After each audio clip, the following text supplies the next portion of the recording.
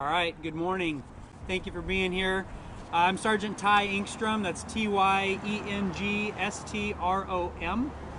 I am a sergeant with the Portland Police Bureau's Traffic Division. I'm a motor sergeant, help out with various responsibilities, do special events, and manage our grants, manage our motor program, and I'm one of the sergeants who also supervises the major crash team. So our major crash team is called out whenever there is a fatal or serious injury, potentially fatal crash that takes place in the city of Portland. We have a team that's on call 24/7 all year long, and we respond to those types of crashes to do a very thorough investigation. And each of those teams consists of a sergeant, a lead investigator, and a number of officers to help manage the scene, witnesses, suspect interviews, warrants, all that type of stuff. So I wanted to get all of you here today to let you know about some of the numbers that we're seeing this year so far, and to tell you where we are in comparison to previous years, because it's kind of scary. It's pretty sad what's going on and how many families are being impacted on both sides of these crashes. There's almost always somebody at fault. Very rarely is it a complete accident, but not only does it impact the families of the victims, but it impacts the families of the driver and impacts that driver for the rest of their life as well. So there's two people and two sets of families that are impacted in all these incidents. So far this year to date, we have had 62 fatal crashes on Portland roadways. Now there's one caveat or asterisk to understand whenever you see our numbers, is that those are the total numbers of fatals that have taken place on roadways in Portland. However, when it comes to NHTSA, the National Highway Safety Administration, they only count certain types of fatalities in their numbers. So in other words, if it was a medical event, someone had a heart attack and died and then veered off the road, they wouldn't count that in their numbers. So sometimes you may see different sets of numbers that are slightly off, and that's the reason for that. So PBOT, for example, they're usually going to count the numbers that are associated with the NHTSA standard. So we are at 62 total fatalities this year. However, there's been about 3 of those that wouldn't normally be counted in NHTSA and PBOT numbers. So that's just to clarify. However, when we go back into our data and look at years past, there isn't that discrepancy. And so if we're going to compare apples to apples, per se, we need to take the total number. So we're at 62. So that's the number we're using as Portland Police Bureau, is 62. With that, we've also got 26 pedestrian fatalities. Sometimes the pedestrians have been at fault, sometimes the driver has been at fault. Each case is very different, and different circumstances surround them. However, that number of 26 is also very significant.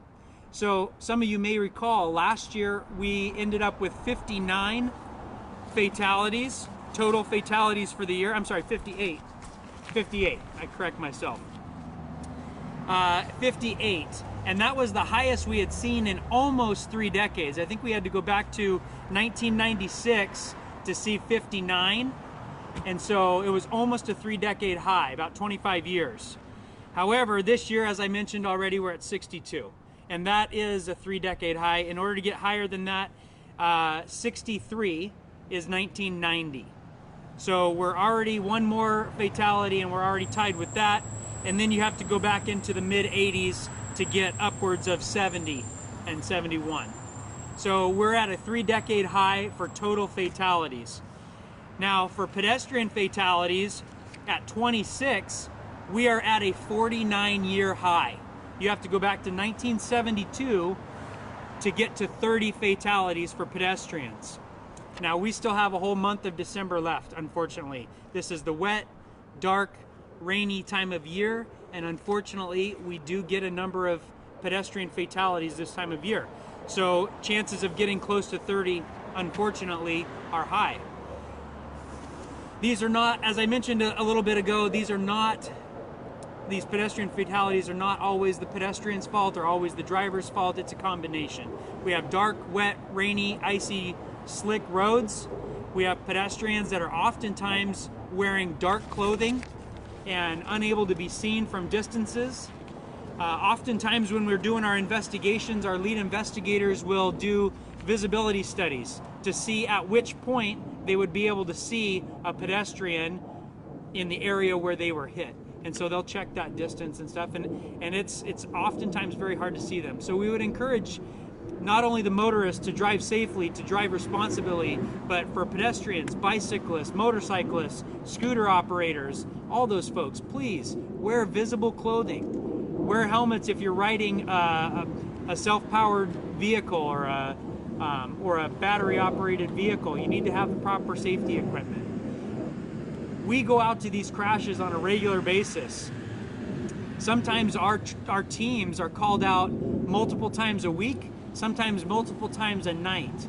Each of these 62 fatalities, we've had to go and talk to family members, to witnesses, to people that are greatly impacted by these crashes. It takes its toll on our officers as well to see this kind of death on a regular basis. So our plea is to the community to please drive safely, walk safely, and share the roads appropriately. Now there's a couple other numbers I want to share with you. It's not a coincidence that we're having so many fatalities. It's very hard. Everyone knows the information behind statistics. You can have them serve whatever purpose you want them to serve, unfortunately, and they can be interpreted in different ways. However, it's hard to ignore the fact that we have a huge number, record-setting numbers of fatalities, and we have very, very low numbers of police officers patrolling our street. To give you a little bit of history, I first came to the traffic division as an officer in 2008, and at that time we had 35 motorcycles and somewhere between 8 and 12 cars that are out there doing specifically traffic work in the traffic division. That means enforcement, education, investigating crashes, investigating drunk drivers, all those types of things. Over the years, that number has gone down drastically. At the beginning of 2021, staffing levels in the Portland Police Bureau were so low that they had to dismantle almost the entire traffic division. So I am the only full-time motor unit in the entire Portland Police Bureau. All the other motor officers and car officers were sent back to the precincts. Our precincts are struggling with staffing. They do not have enough people to help them out to patrol your streets safely. And so they had to take all of our motor and car officers and send them to help with that. Now, fortunately, we do have some good partners in ODOT and Oregon Impact that help us out with some grant funding so that those same motor officers on their time off can come in on their day off and work some enforcement overtime so that we do have some enforcement on Portland roadways. But again, it's not as much as we would like it to be. It's not as much as it needs to be. And our DUI arrests are down to about a quarter or a third of what they historically have been each year. So that number is super low, and it's not for lack of drunk drivers on the road. It's for lack of our ability to get out there and find them and to investigate those drunk drivers. I think a fair number of drunk drivers are potentially involved in these fatal crashes. Someone asked us a question over email the other day about how many of our crashes potentially involve intoxication. We obviously can't have an exact number for that.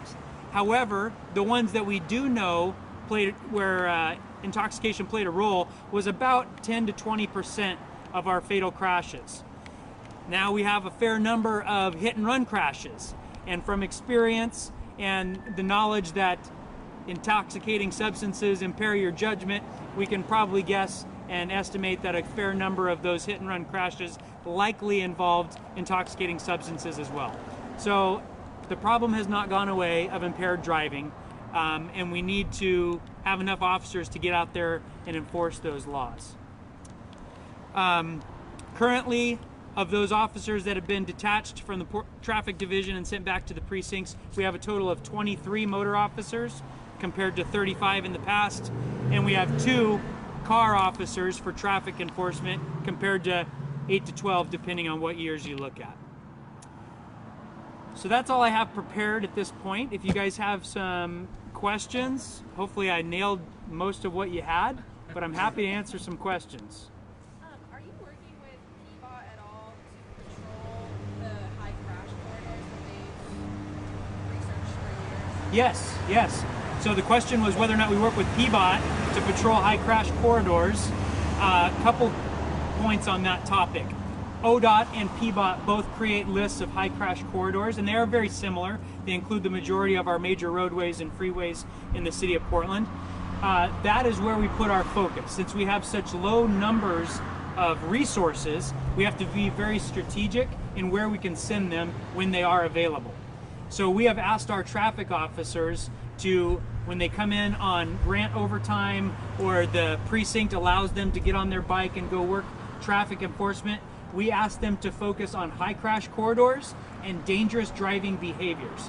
That doesn't mean they can't pull somebody over for, whatever violation they happen to see. We don't distinguish that they have to stop people for this and they cannot stop people for that. However, we ask them to focus on dangerous driving behaviors in high crash corridors. Additionally, I am the one who goes through all of the enforcement requests that come in through 823 SAFE and our Track It system and our Portland website.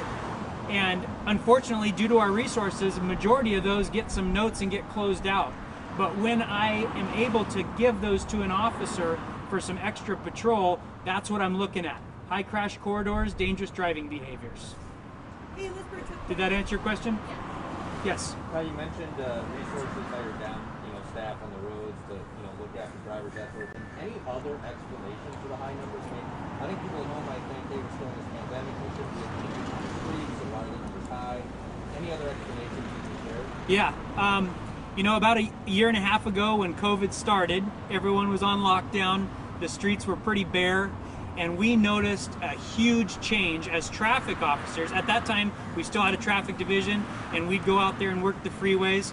Now, I won't give you our magic numbers of how many miles per hour over the speed limit we usually look for when we're out there working, but I will tell you that officers have no problem sitting out there and getting someone 25 to 30 miles an hour over the speed limit and only having to wait a few seconds before they find that person after they get back to their spot. We noticed that huge uptick in speed about last March to May of 2020, and it has just continued and leveled off at about the same. We hit it pretty hard last spring in 2020 and early summer, but then our resources continued to dwindle, and as we go out and work the freeways and the major roadways in Portland, that's what we continue to see, is really fast driving. And I think a lot of that is due to the fact that our roadways are not as congested as they used to be. So a lot of folks are working from home. Traffic has been wonderful. I haven't had to hit rush hour in the morning in a long time, and it's great, but it makes for some very high speeds on the roadways, especially our freeways. So speed is a factor in a lot of the crashes, you're saying? Yeah, in our high crash, let me back up. In our fatal investigations, a fair number of those investigations involve speed. We have had, sorry, let me let the vehicle pass, I couldn't hear you. That's illegal. Do you have like a percentage or an estimate? I don't know an exact percentage. I wish I could give you that number. I can think of 3 fatalities right off the top of my head where they were specifically involved in speed racing. Not just speeding, but speed racing. I can think of another one on Marine Drive not too long ago where speed was absolutely a factor and unsafe passing on a double yellow line that contributed to a double fatality.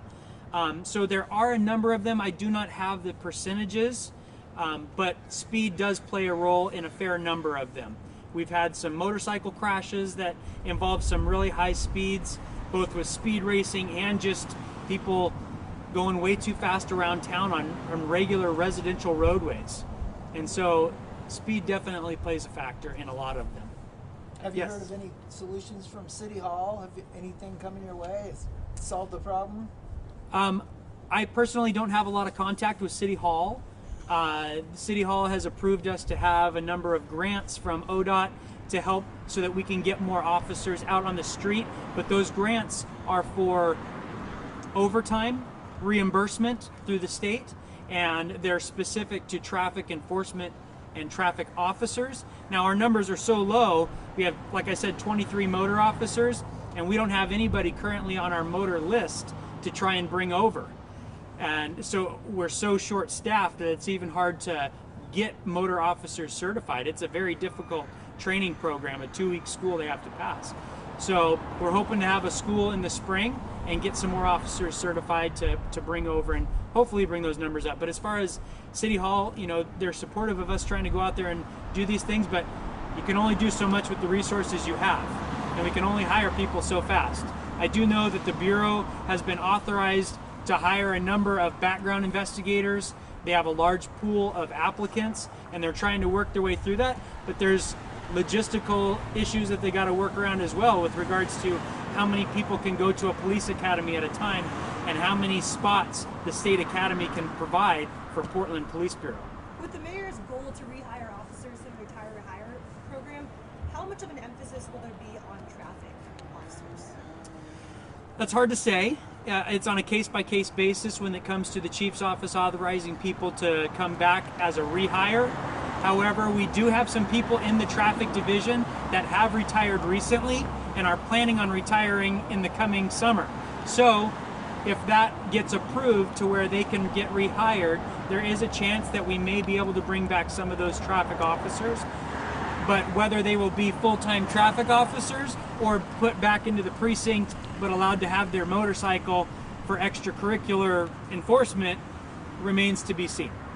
Yes, ma'am. I know, especially late night, early in the morning, we see a lot of people experiencing homelessness, kind of walking around on the streets. Is that a large number of people you see involved in those fatal pedestrian crashes? Yes, as everyone's aware, we have a large population of the houseless community. And the other sergeant that works with me in the traffic division, he and I were just talking about this yesterday, that a fair number of those involved, especially in the pedestrian fatalities, have been in the homeless population. I don't have the exact numbers. That's something we were discussing, maybe trying to dig a little deeper into our cases and trying to get at least a better estimate on that. But I can safely, I know that I was personally on a lot of those crashes, and that there were a lot of those folks that were houseless that were impacted. And why do you think that is? Were they impaired in some way? Some of them were impaired. Some of them, you know, it's a nature of where their camp is, where they've set up their home, and lots of times those are not very easily accessed locations. Just this morning, at about 6:45 in the morning, I was heading to a meeting on MLK, and right underneath, I think it was Morrison Bridge, someone stepped off the side wearing socks, no shoes, total black clothing, crossing the street from their camp to wherever they wanted to go, trying to cross 3 or 4 lanes of traffic, total dark area underneath the overpass, and I had to slam on my brakes and hit my horn because they almost stepped right in front of me on a police motorcycle with fog lights on, headlight on, totally visible. And I had to stop with about 10 feet to spare. She didn't even look at me, she just stepped right out in front of traffic.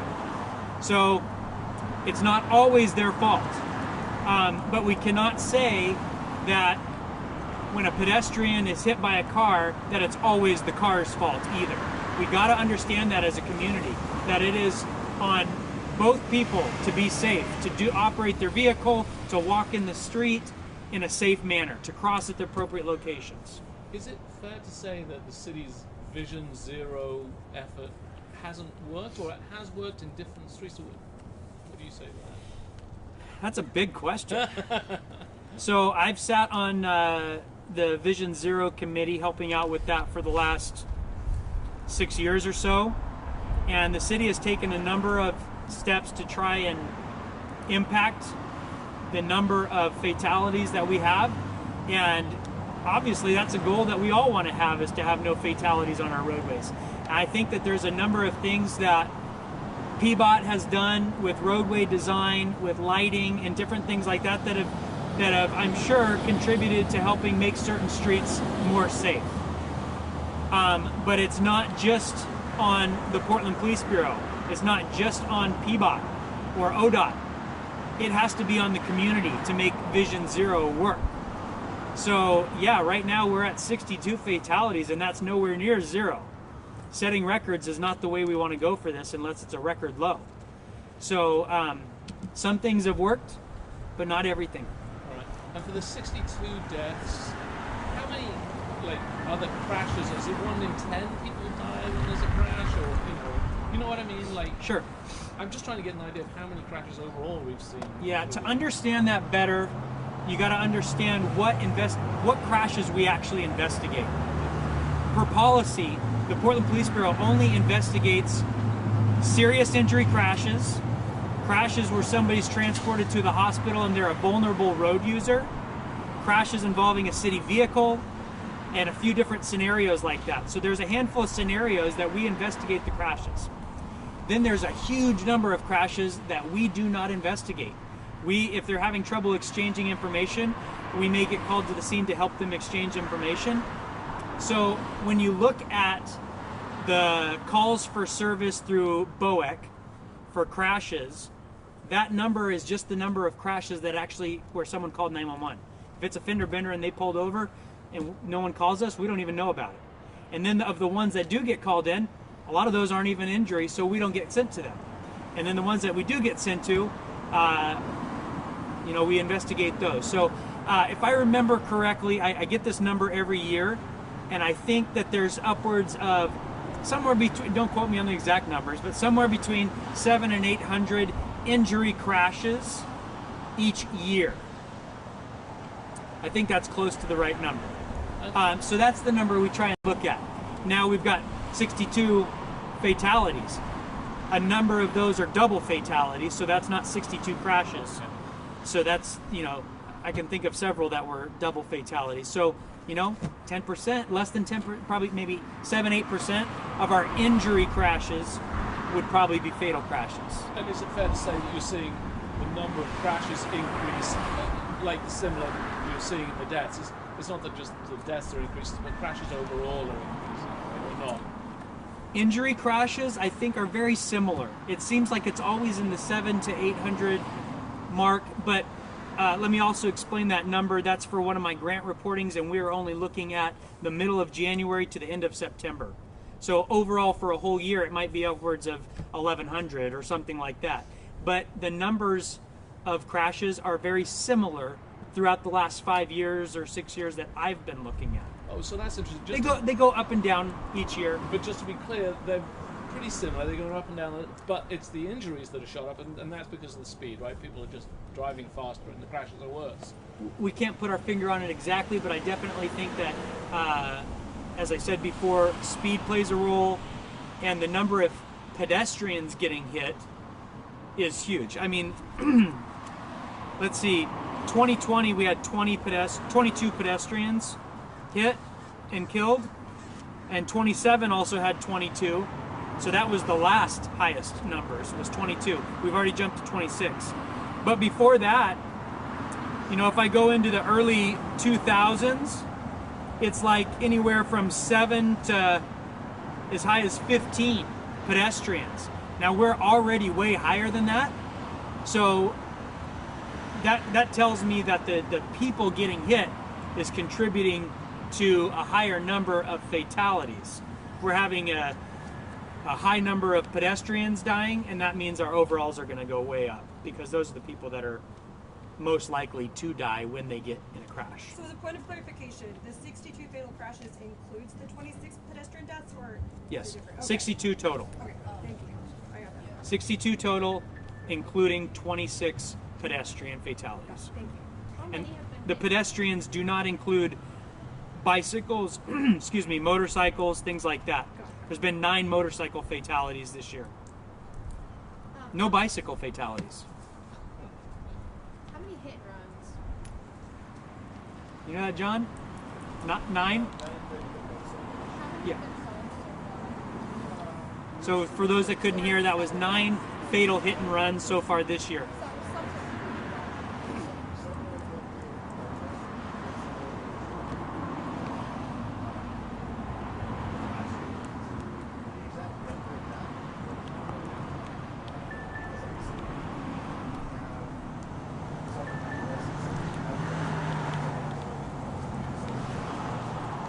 Actually, I'm going to correct that. According to our spreadsheet, John, it says 12. The 2021 spreadsheet. Maybe 3 of those were other serious injury crashes? Okay. So 12 hit and runs that our team has investigated, 9 of which were fatal hit and runs. Is that more than previous years? We'd have, yeah.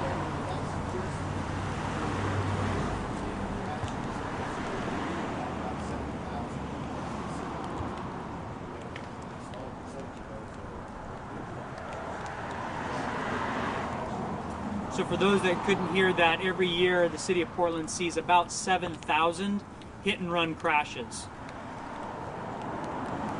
When you were talking about staffing, it made it sound like that it used to be high in 2006 or something like that, and that maybe gradually the staffing has dropped over time. But what I understand is you were fine until COVID, and then it just dropped because just kind of put in your words with the staffing. Sure. So like I said, when I came to the traffic division, 35 motorcycles, 8 to 12 cars that were full-time. When I came back as a traffic sergeant in 2016, I think, somewhere around that time there was some serious budget cuts, and we had to eliminate a number of positions that were frozen because someone retired or promoted and the spot was already vacant. And then we actually sent, I believe, 5 or 6 car officers back to the precinct at that time, so because of budget cuts. So we lost a good chunk in that year, 2016 or 17, right in there. And then by the time we disbanded the majority of the traffic division this year, at that point we were sent back about 20 motorcycles and a couple of sergeants back to the street.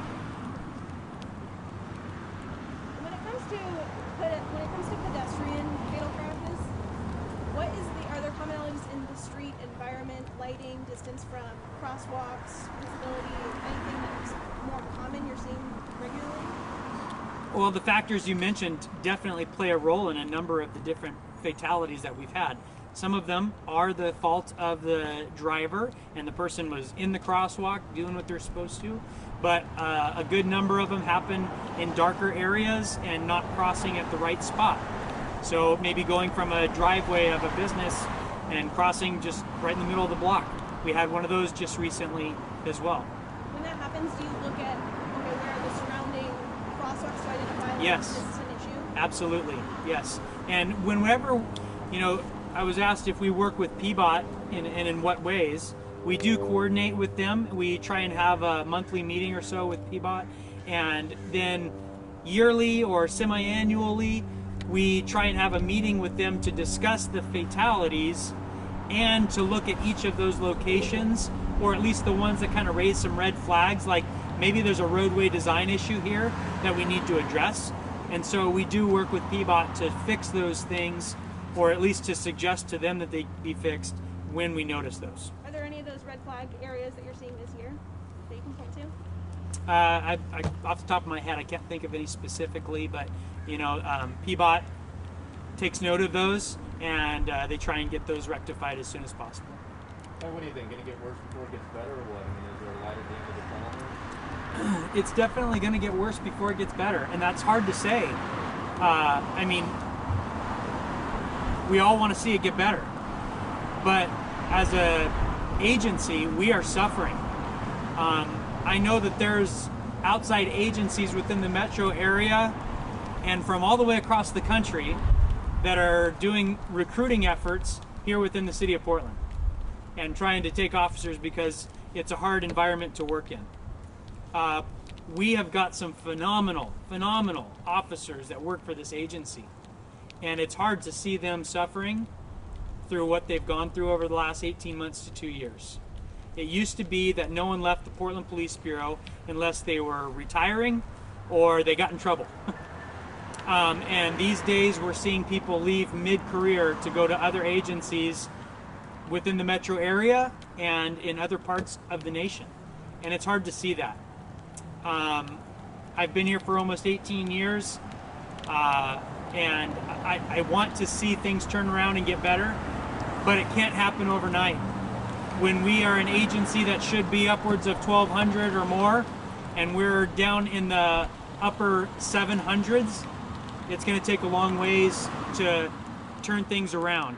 And in order for the traffic division to be staffed the way it should be, there's either going to have to be sacrifices somewhere else, or we're going to have to really get those officers hired to fill the street position so that we can bring our motorcycles and cars back. Is there a reason why you came out today? Did new numbers come out today, or why are you here today? I'm tired of seeing dead bodies. I don't like it. I took this role as a crash team sergeant to help out our team. There was a need. They needed somebody to fill the spot. I jumped in. I want to be part of the team and help out. But it takes a toll on you when you get called out multiple times a day in the middle of dinner with your family, or you're planning an activity with your kids in the middle of a soccer game or whatever, and you got to drop everything and go do a big investigation with dead bodies. It's hard to see. It takes its toll on you, and I'm happy to do it to help those families so that they get a good quality, thorough investigation. And I'm happy to be there to support our officers, but I would not complain one bit if we had less fatalities on the roadways. Appreciate it. All right, thank you. If you guys end up having other questions for him, you all know my email. I'll make sure you get some. I know they will come up as the day goes along. John, did you want to say anything or anything? There's microphones here. Your hair looks great. There's a reason that he was up in front of you guys the whole time. The only thing I want to add is that the question came up about hit and runs and which ones the crash team has investigated. The major crash team consists of a traffic reconstructionist who is highly trained in reconstructing crashes. We have people who know how to write search warrants, people who are experts in detecting drugs and different types of drugs that impair people. The major crash team is activated when we get a fatal crash or a potentially fatal crash. So we don't come out, we don't call the major crash team on every crash or every injury crash. It's only crashes that somebody has either already died or somebody likely will die. And so that's why the total number of hit and runs that the crash team has investigated is only at 12, where the total number of hit and runs annually throughout the city of Portland usually hovers around 6,000 to 7,000. So that's why the discrepancy in those numbers. The reason we call out a specialized team for a fatal crash or a potentially fatal crash is because we understand that this is a major thing. Somebody's life is ended, other people's lives have been permanently changed. And Sergeant Ingstrom is exactly right. We are very lucky, we have a very interesting and very good job. But if there's one thing that we could change, is we do not ever want to go knock on somebody's door and tell them that a loved one is not coming home again. And that's why we're here. That's why we do what we do, so that we can try to avoid that. And that's why we have a major crash team. There is some specialists that can try to figure out why a crash happened, who was responsible, and how we can prevent that in the future. Sir, could you spell your name and title for us? Yeah, Sergeant John Holbrook, Holbrook. Thanks.